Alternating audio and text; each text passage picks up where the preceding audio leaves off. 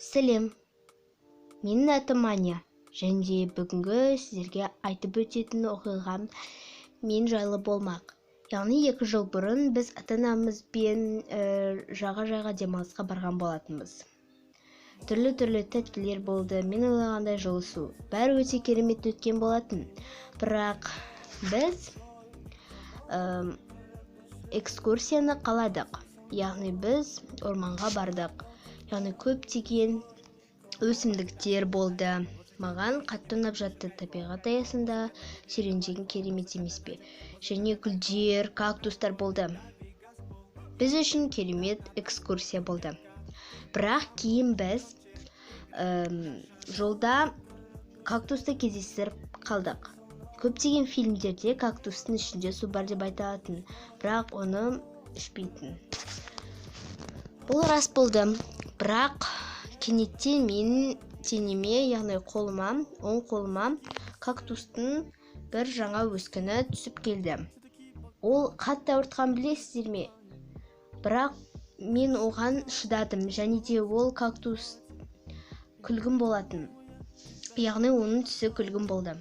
Бірақ мен шыдадым, және де оны тіпті ұмытып та кеттім. Біз әуежайға баратын болып шештік. Яғни өзіміздің елімізге қайтамыз. Біз саяхаттап болдық. Бірақ мен сол кезде маған қатты ауыртты. Мен сабаққа бардым. Бірінші күнде маған кішкентай өскін пайда болды. Мен оны соншалықты қауіпті деп ойлаған жоқ едім. Яғни жай ғана тікенек деп ойлаған болатым. Бірақ екінші күні қарасам, ол 2 өскін пайда болған. Яғни мен ойладым, сонда маған не болып жатыр? Мен дереу бұны анама айттым, және де анам ауруханаға апарды. Яғни ауруханадан бірақ шықтым. Бұл өте маған қиын болды. Яғни мен ауруханада жатқанда дәрігерлер айтты, енді мысалы біз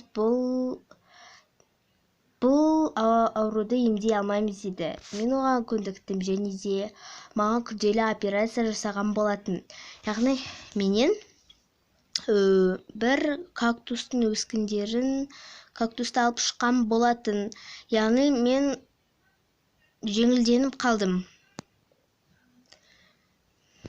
Содан бастап бәрі жақсы болды. Мен кактус оқиғам аяқталып қалды. Сіздерде қандай оқиға болды? Назар салып көргендеріңізге рахмет. Міндетті түрде комментарияға жазып, лайк басып тіркеліп кетуді ұмытпаңыздар. Бәріңізге сау болыңыздар.